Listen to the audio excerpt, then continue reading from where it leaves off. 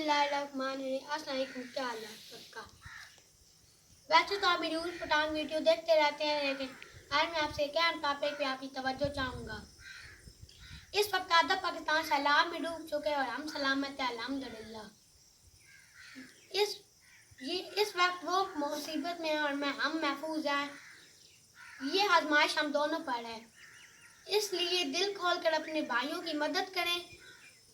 ये वक्त हम पर भी आ सकता है। पूरे पाकिस्तान में कैंप लगे हुए हैं, इसलिए आप दिल खोल कर डोनेशन दें। वो ठंड से मारे आप उनको कंबल दें, वो भूख से मारे आप उनको खाने की अशिया दें, उनके जानवरों के लिए चारा दें, क्योंकि जानवर दूध देंगे, उनके बच्चे पिएंगे। अल्लाह आपका हामी व नासिर हो।